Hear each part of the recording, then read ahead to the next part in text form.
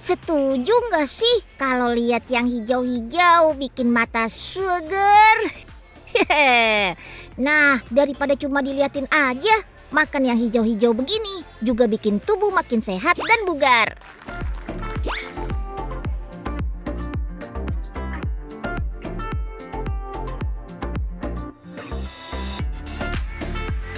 Zaman now masih ada yang anti sayur.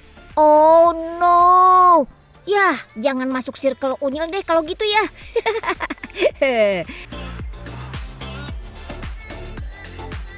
Sekarang kan sayur banyak macamnya. Terus olahannya juga banyak lagi.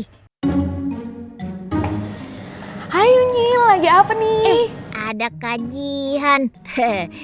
Ini Kak, Unyil penasaran banget. Biasanya kan isi lemari pendingin itu es krim. Nah, ini isinya sayuran semua, Kak. Iya Nyil, ini bukan lemari, tapi ini green spot namanya. Tahu gak Unyil green spot apa? Apa tuh, Kak? Green spot ini alat pertanian baru nih Nyil, modern. Tuh, jadi di dalam sini kita bisa menanam real food. Contohnya ini nih, sayuran kecil-kecil ini, namanya microgreens. Jadi ini bisa langsung dimakan juga ya, Kak? Betul, jadi si green spot ini kita benar-benar mengurangi low carbon, terus juga emisi rumah kaca sampai air dan lahan.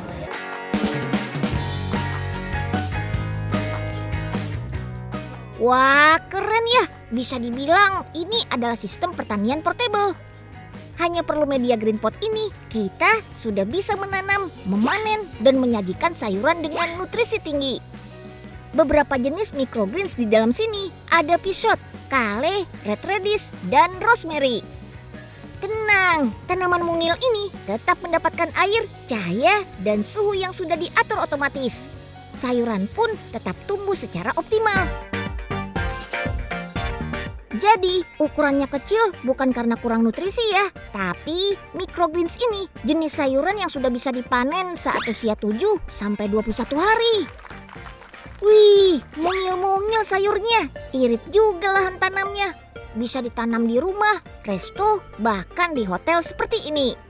Inovasi ini selain menghemat tempat untuk bercocok tanam, sayuran yang kita konsumsi bakal lebih higienis juga teman. Soalnya tidak ada kontaminasi udara dari luar. Setelah dipanen pun sayuran bisa langsung diolah dan dikonsumsi loh. Chef Runi. Ada Unyil. Jangan ditutup dulu dong. Unyil mau ikutan panen.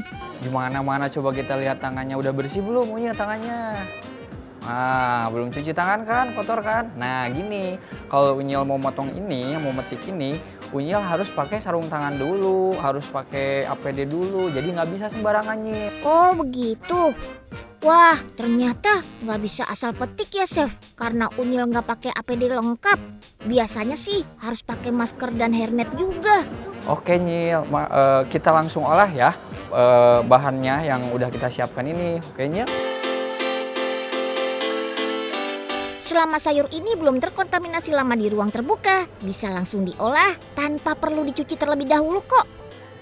Dijamin tetap aman meskipun baru dipetik. Justru salad ini terbukti lebih segar dong. Dalam satu sajian salad ini ada beberapa jenis microgreens dan semuanya punya rasa yang berbeda-beda. Ada yang netral, pedas, pahit, dan kuat rempahnya. Selain salad, beberapa microgreens ini juga bisa diolah jadi jus. Tentu rasanya sudah menyatu dengan jeruk dan lemon dong. Nah, gimana inovasi tanam-menanam modern dalam ruangan ini? Cocok untuk solusi pangan zaman now kan? Kata Unyil sih triple irit. Irit tempat, irit waktu, dan irit tenaga. Cakep.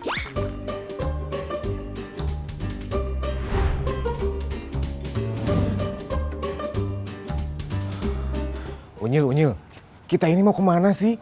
Mau ngirim barang apa? Di belakang ini ada kontainer kayak gini. Udah, yuk kita masuk. Yuk.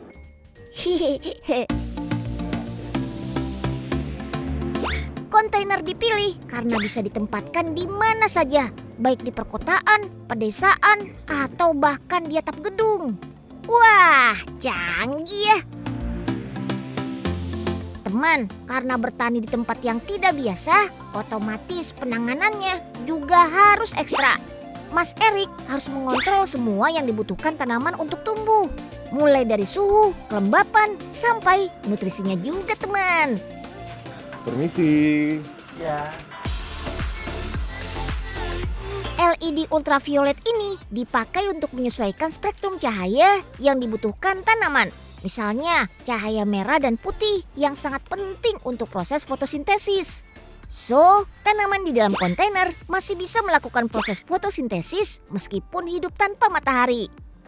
Selain itu, LED juga menghasilkan panas yang gak berlebihan tuh. Jadi bisa mengurangi risiko kerusakan tanaman akibat suhu yang terlalu tinggi. Kenapa kita pilih kontainer? Karena ini konsepnya nanti akan bisa bertingkat, Pak. Nah, jadi bertingkat ke atas. Jadi tidak membutuhkan lahan yang luas, lahan yang seluas kontainer saja, tapi bisa beberapa tingkat kontainer. Bertani dalam kontainer butuh peralatan khusus, seperti pendingin ruangan sampai blower kayak gini, teman. Sistem pertanian pakai kontainer ini ternyata bisa menghasilkan kualitas sayuran yang lebih baik kalau dibandingkan hidroponik loh. Yap, dijamin bebas terkena hama dan penyakit karena terisolir dari lingkungan luar. Ini tanamannya apa aja nih? Nah, kalau yang di atas itu ya kita ada pakcoy. Pakcoy. Nah, kalau yang ini ada tanaman kale. Kale. Kalau yang masih kecil ini ada sawi pagoda. Lumayan mahal begitu ya meskipun lahannya sempit, tapi ternyata ada juga inovasi-inovasi yang memanfaatkan atap rumah sebagai lahan. Wah, menarik nih teman-teman Unyil. Kayak gimana tuh? Nanti kita lihat ya.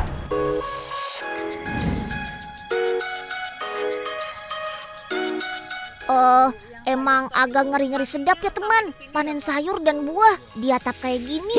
Tapi tenang, Pak Tarno menggunakan atap yang terkenal dengan bahannya yang kokoh dan tahan lama. Pensiunan guru ini hampir nggak pilih-pilih jenis tanaman untuk urban farmingnya. Yang pasti sayur dan buahnya harus cocok sama iklim Jakarta yang panas. Jadi kalau mau cari stroberi sama apel, dijamin gak ada ya teman. Di lahan seluas 49 meter persegi, Pak Tarno menanam bayam Pontianak yang terkenal lebih lembut daripada bayam kebanyakan. Pak Tarno juga sengaja memilih sayuran berjenis tanaman jangka pendek supaya bisa dipanen kurang dari 1 bulan seperti kangkung dan sawi hutan. Ada pare putih juga loh teman. Jenis pare yang gak terlalu pahit ini merupakan tanaman yang gampang beradaptasi. Jadi bisa tumbuh baik dalam berbagai kondisi dan cukup tahan terhadap hama dan penyakit. Oh ya teman, tujuan pertanian di perkotaan salah satunya untuk memenuhi kebutuhan pangan secara mandiri. Bukan cuma ada sayuran aja, bumbu masaknya pun gak boleh ketinggalan.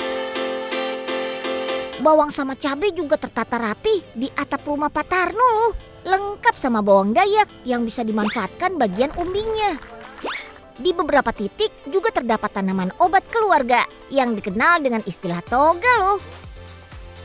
Kalau ciplukan ini dapat meningkatkan daya tahan tubuh karena mengandung vitamin C dan polifenol yang tinggi. Selain cabai Jawa, terselip pegagan yang bisa mengatasi sulit tidur atau insomnia. Teman, banyak yang bilang atap rumah Pak Tarno tuh layaknya supermarket. Gimana enggak, segala rupa sayur dan buah bisa langsung dipetik dari ketinggian 7 meter. Bisa langsung dimakan pula loh. Tenang, kulit jeruk nagami emang bisa langsung dimakan karena rasanya yang manis teman. Berbeda dengan jeruk-jeruk lainnya yang harus dibuang kulitnya karena rasanya yang pahit. Dengan lahan yang terbatas bukan berarti Pak Tarno gak punya tanaman berukuran besar. Menggunakan metode tanaman buah dalam pot alias tabulam pot, Pak Tarno berhasil menanam pohon pisang. Sayangnya Unyil gak bisa cobain karena belum berbuah. Wah, ada kesukaan Unyil, si melon golden. Jenis melon ini populer banget di Indonesia. Daging buahnya tebal dan juga renyah seperti buah pir. Rasanya pun manis. Khasiatnya juga nggak main-main teman. Mengandung vitamin C yang tinggi yang dapat meningkatkan kekebalan tubuh dan mengobati sariawan. Nah, ini nih yang Unyil suka dari kebunnya Pak Tarno. Sampahnya bisa langsung disetor ke pot biopori. Dalam waktu 3-4 minggu, sampah organik ini bisa bermanfaat sebagai pupuk kompos. Cakep. Oh iya teman, kunci keberhasilan bertani di atap rumah. Salah satunya mencegah datangnya hama dan telur serangga. Caranya dengan rutin bersihkan daun-daun kering ini. Gak lupa rajin disiram karena air bisa membantu mendinginkan tanaman.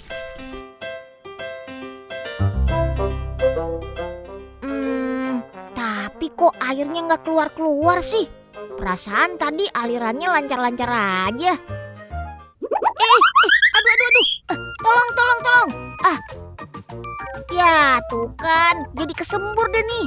Aduh, bajunya jadi basah semua deh nih. Kalau punya kebun sendiri di rumah, Unyil pengen olah hasil panennya jadi keripik seperti keripik pare ini nih.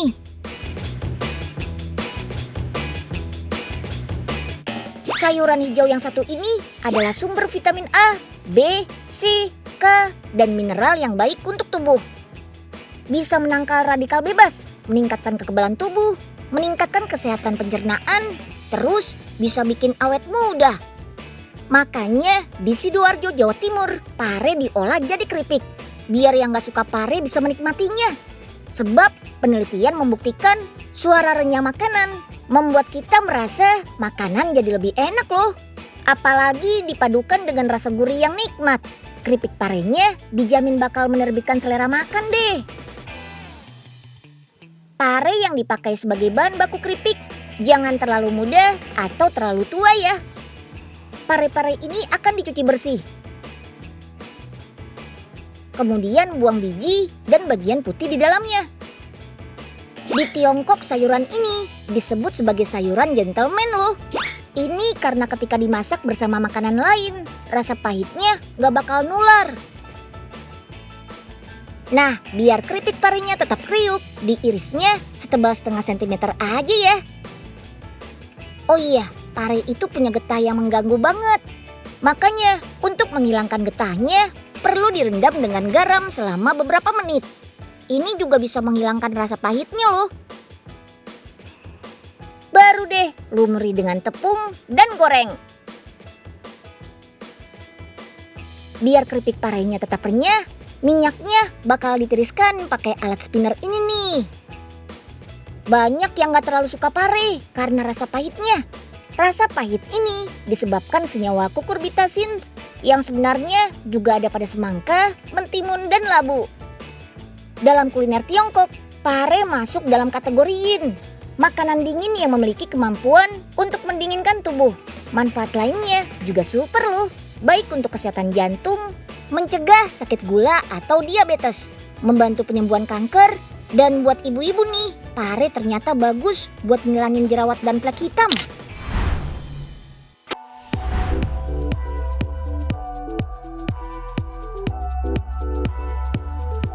Teman, ada loh ikan nila yang bobotnya mencapai 700 gram per ekor. Ikan dengan nama ilmiah Oreochromis niloticus dibudidayakan di Wanayasa, Purwakarta dengan sangat hati-hati. Badan ikan dipasang microchip sebesar 1 butir beras. Saat dipindai, informasi tentang ikan pun akan muncul. Lengkap berisi data berupa pemilik, berat, panjang ikan, sampai riwayat kesehatannya. Karena dianggap pembibitan nila terbaik, ikan nila Wanayasa ini tumbuh lebih cepat dalam waktu 6 bulan.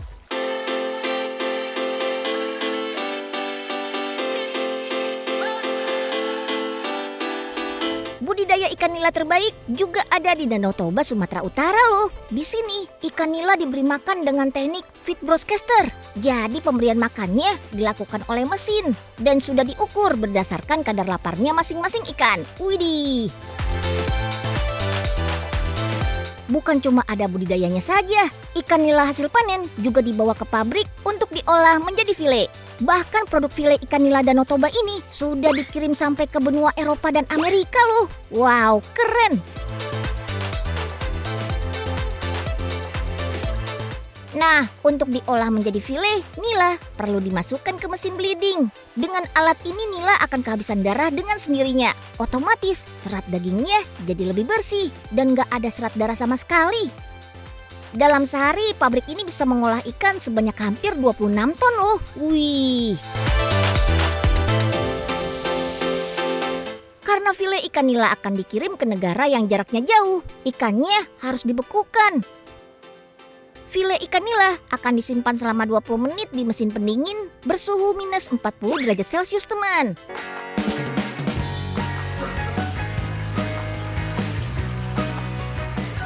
Teman-teman Unyil, halo. Saya Kak Rizal dan juga Unyil sekarang lagi ada di tempat budidaya nila. Teman, beragam inovasi terus dikembangkan pemerintah Indonesia untuk mengangkat budidaya di sektor perikanan. Yang paling mutakhir, inovasi bernama Recirculating Aquaculture System atau RAS yang mengolah sirkulasi air supaya bisa digunakan secara terus-menerus. Kalau di negara perikanan maju seperti Norwegia, teknologi macam ini udah biasa digunakan, teman. Hihi.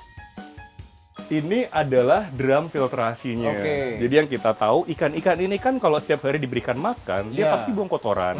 Nah, kotoran-kotoran ini harus ada yang bisa menetralisir atau mengolahnya. Karena kalau tidak, amonia akan menjadi racun untuk ikan-ikan yang tinggal di dalam kolam ini. Oh gitu, jadi sistemnya tuh kayak akuarium gitu Betul. ya. Secara konsep mininya, cara berarti mirip seperti akuarium maupun kolam koi. Nah, melalui selang-selang ini, air yang tercampur sama kotoran dan sisa makanan dibersihkan untuk kemudian digunakan lagi. Ini kan katanya udah jalan, tapi kita bisa nggak sih Pak pakai ember-ember kecil gitu? Bisa, bisa. Jadi pada dasarnya konsep urban fish farming itu disesuaikan dengan lahan yang kita miliki, gitu ya. Kebetulan lahan saya miliki cukup luas, jadi kita bisa menggunakan bak-bak sebesar ini. Ya. Tapi buat teman-teman di sana yang lahannya terbatas, selain menggunakan media fiber seperti ini, ada cara alternatif lain, yaitu kita bisa menggunakan media ember. Media apapun itu bisa digunakan untuk budidaya. Selama bisa diisi sama air, airnya cukup, ada ikannya, itu sudah bisa. Budidaya nila dengan sistem RAS ini hanya butuh lahan minimal 2 meter persegi. Yang penting ada ember untuk ikan dan sistem filtrasi yang tepat. Jadi yang pertama ini ada pre-filter. Di sini ada 2 filter. Oke. Ini fungsinya untuk melakukan pengendapan kotoran. Jadi kotoran-kotoran yang sifatnya halus itu diendapkan. Lalu setelah dari pengendapan, kalau masih ada sisa kotoran yang masuk, itu akan lari ke filter mekanis. Wow. Nah, filter mekanis ini isinya beras maupun jaring nelayan. Disinilah kotoran-kotoran padat akan disaring. Disaring. Jadi pada dasarnya setelah kotoran lebih bersih, baru masuk ke filter biologis untuk diolah secara alami di sini. Betul, yang tadi amonia agar tidak bisa beracun. Nah, air yang ada di dalam drum ini akan dikuras 1 minggu sekali. Salah satu yang berperan cukup besar dalam keberhasilan sistem RAS adalah rumah bakteri alias Kaltneus. Ini. Jadi di sini isinya adalah bakteri nitrifikasi. Bakteri-bakteri inilah yang akan mengolah amonia menjadi nitrit, kemudian menjadi nitrat. Kemudian kita kembalikan lagi ke kolam dengan kondisi yang sudah lebih aman. Kalau ini namanya Kaltneus atau rumah bakteri. Jadi bakteri yang kita pelihara itu kita sediakan tempat tinggal di dalamnya. Nah, tempat tinggal itu namanya Kaltneus. Kaltneus ini sudah berwarna coklat maupun hitam gelap seperti ini karena dia sudah diisi oleh ribuan bakteri. Oke. Gitu. Karena Kaltneus pada saat bersih, masih awal kita beli, itu warnanya putih, tidak sehitam ini. Karena mengoptimalkan penggunaan air, otomatis sistem filtrasinya dibuat tanpa celah. Lalu setelah ini ada filter yang difungsikan sebagai penetralisir atau stabilasi dari pH, yang namanya pH buffer. Di dalamnya berisi karang jahe Bukan atau DIY coral kan, chips, Pak? yaitu substrat yang terbuat dari kerangka kerang laut yang telah mati. Ini namanya samteng. Samteng. Isinya sudah air bersih, bisa dilihat ya airnya sudah bersih. Iya, iya. Plus lampu UV agar mematikan bakteri-bakteri yang jahat supaya tidak masuk ke dalam kolam lagi. Oh ya teman, sistem ini sebenarnya nggak cuma bisa untuk budidaya nila aja. Lele, udang faname, bahkan lobster juga bisa loh. Cakep. Sekarang kita lihat nih, panen ikan yang tadi 1 kilo isi 4 dan 5. 4 dan 5. Let's go. Saya boleh nggak Pak? Silakan. Wih, nih. Produk dari sistem RAS seringkali dianggap lebih premium teman-teman karena ini. proses budidayanya yang lebih terkontrol dan dekat dengan konsumen. Gak heran harganya sedikit lebih mahal, yaitu per kilogramnya mencapai Rp40.000. No. Teman-teman Unyil, tuh lihat. Ikannya besar-besar, udah gitu bersih lagi.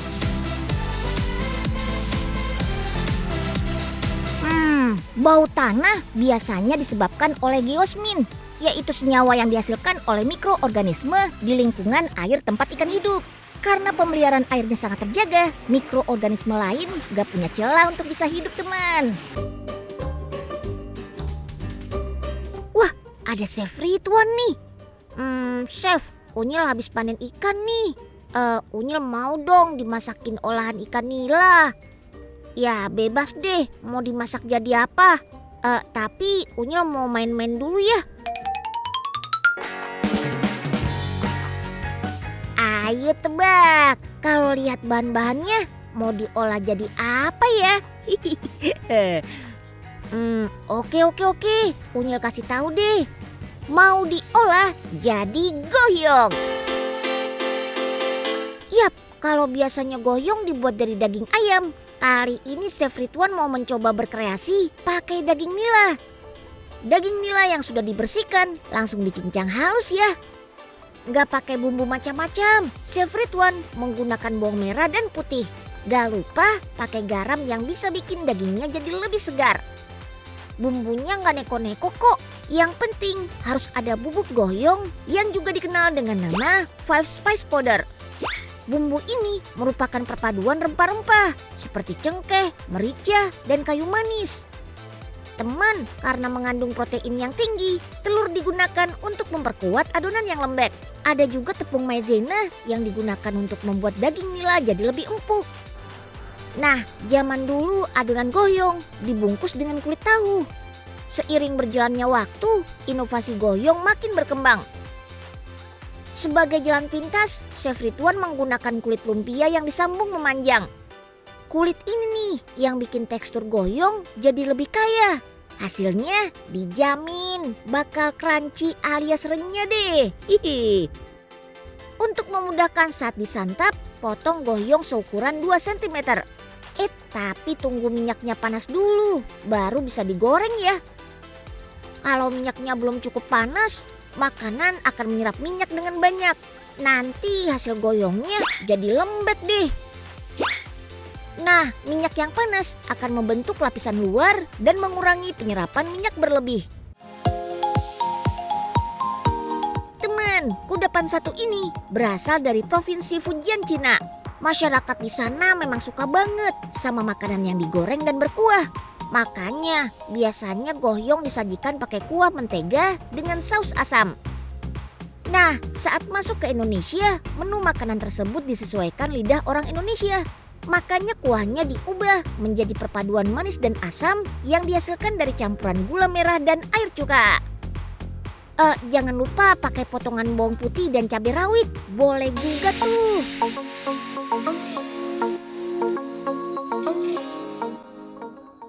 Wah, udah pada gak sabar buat makan goyong ikan nila nih. Ayo, habiskan. Hehe. Ikan nila yang biasanya cuma digoreng biasa, ternyata bisa jadi santapan viral goyong yang super enak. Gak cuma ada di Indonesia saja loh. Goyong juga populer di Malaysia, Singapura, sampai Filipina. Yummy! Inovasi apartemen kepiting ini punya banyak keunggulan. Utamanya adalah hemat lahan, serta bisa diterapkan di mana saja. Misalnya di daerah perkotaan berkonsep urban culture. Yap, menurut perhitungan, untuk budidaya 1000 ekor kepiting dengan 1000 kotak, luas lahan yang dibutuhkan cuma 11 meter kali 6 meter. Artinya kita cuma perlu menyiapkan lahan seluas 66 meter persegi saja loh. Tiap satu kotak apartemen didesain untuk penggemukan 1 ekor kepiting. mulai dari ukuran bibit kepiting atau kreplet sampai dengan ukuran kepiting siap panen yang beratnya sampai 300 gram. Saat ini sudah ada 3.000 kamar apartemen untuk kepiting yang terbagi jadi 3 balok apartemen. Proses perawatannya juga jadi lebih gampang. Porsi makan selalu terpantau untuk tiap ekornya. Jadi pertumbuhan kepiting jelas lebih cepat deh. Bahkan nantinya sudah disiapkan teknologi pelacakan menggunakan teknik pemindaian kode batang atau barcode berstandar internasional. Wih, keren ya. Pembersihan juga hanya dilakukan untuk membuang sisa-sisa makanan padat yang tidak termakan oleh si kepiting, biar kualitas air tetap terjaga. Air di dalam apartemen kepiting dibuat terus bersirkulasi dan melewati proses penyaringan berteknologikan SRAS atau Smart Recirculated Aquaculture System. Ada 4 tahapan proses filtrasi ini. Pertama secara fisika, untuk menyaring kotoran berupa padatan dari apartemen kepiting. Lalu secara kimia, dengan penambahan oksigen pada air. Lanjut melewati proses biologi, dengan bantuan bakteri yang bisa mengurai limbah yang larut bersama air. Terakhir, ada filter sinar UV buat mematikan bakteri bersifat patogen yang bisa mengganggu kesehatan si kepiting nantinya. Oh iya, dalam membudidayakan kepiting, satu proses yang gak boleh ketinggalan adalah mengecek kepiting yang siap buat berganti cangkang. Atau kalau kata teman Unyil si Otan, istilahnya molting. Pergantian cangkang umum dilakukan untuk kelompok hewan krustasea yang berkulit keras. Ini dikarenakan ukuran tubuhnya membutuhkan cangkang yang lebih luas. Setelah molting, ukuran kepiting bakal bertambah lebih besar, sekitar 30% dari ukuran sebelumnya. Setelah keluar dari cangkang lamanya, cangkang kepiting yang baru masih bertekstur lunak. Nah, kepiting dengan cangkang lunak seperti inilah yang punya sebutan kepiting soka. Kepiting soka juga bisa dikonsumsi dan punya peminat tersendiri hingga mancanegara. Soalnya seluruh bagian tubuh si kepiting jadi bisa dimakan, termasuk cangkang lunaknya. Kepiting soka kaya akan kalsium yang bagus untuk pertumbuhan tulang dan gigi, terutama buat anak-anak kayak Unyil. Dengan habitat apartemen yang lebih bersih dan terawat, hasil panen kepiting juga punya standar kualitas yang mumpuni. Yap, kepiting jadi lebih bersih dari lumpur, berat, dan ukuran daging yang juga lebih tebal. Dengan nilai ekonomis kepiting yang masih tinggi, keberadaan inovasi teknologi apartemen kepiting pastinya bisa menjadi solusi untuk budidaya kepiting yang lebih mudah, berkualitas, dan hasilnya bisa terus bersaing pastinya. Mantap!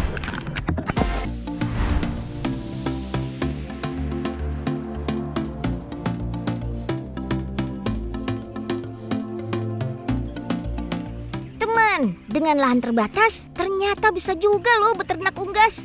Apalagi buat yang gak punya banyak waktu karena sibuk bekerja kantoran, tapi tetap pengen punya usaha sampingan. Beternak burung puyuh dan memanfaatkan telurnya adalah jawabannya. Kenalin, namanya Pak Andri. Sebagai usaha sampingan, pagi hari sebelum berangkat kerja, beliau mengumpulkan 6 kg telur puyuh. Telur sebanyak ini hasil dari pemanfaatan ruang di dalam rumahnya yang kurang dari 15 meter persegi. Jangan salah, meski ukurannya terbatas, tapi terdapat 3 kandang yang dihuni oleh 600 ekor burung puyuh loh. Wah, banyak banget kan? Gak heran, kandangnya berbentuk rak dengan ketinggian berkisar 2 meter. Masing-masing kandang berisi 200 ekor puyuh yang terbagi dalam 5 tingkat. Nah, dasar atau lantai tempat puyuh berpuak dibuat miring 5 derajat supaya telur mudah menggelinding keluar kandang.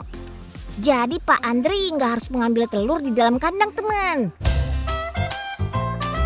Wah, kalau cuma ngumpulin telur kecil-kecil begini sih enteng bagi Unyil.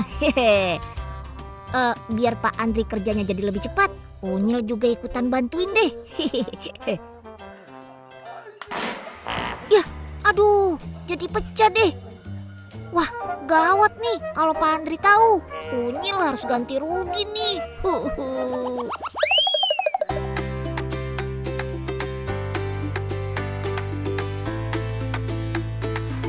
Teman, teman-teman, Pak Andri memilih beternak puyuh karena perawatannya gampang banget. Setiap pagi beliau membersihkan kotoran puyuh agar tidak mengganggu lingkungan karena aromanya yang menyengat. Nah, kotorannya juga bisa dimanfaatkan sebagai pakan ikan dan pupuk loh. Kalau kandangnya bersih, otomatis ternaknya akan tetap sehat dan terhindar dari penyakit yang sering terjadi pada puyuh, yaitu snot atau mata bengkak. Gak lupa beri puyuhnya makanan ya, berupa pur yang mengandung gizi lengkap seperti protein, vitamin, dan mineral. Oh iya, kalau teman-teman Unyil ingin pelihara burung puyuh, usahakan kandangnya jangan disimpan dekat dapur atau area pembuangan sampah ya. Burung puyuh kan termasuk burung liar. Kalau pelihara di area yang terlalu berbahaya, puyuhnya akan berisik dan rentan stres tuh. Jadi dia nggak akan bisa berkembang biak dan bertelur dengan baik. Nah, lanjut sortir telurnya teman. Sehari-hari Pak Andri dibantu oleh istrinya memisahkan telur yang pecah dan berukuran kecil. Nantinya telur-telur ini akan dijual ke toko kelontong sampai penjual angkringan teman. Gak sampai setengah jam, Pak Andri akan berangkat kerja sebagai staf warehouse. Sisa telur lainnya dimanfaatkan istrinya untuk dijual menjadi telur gulung.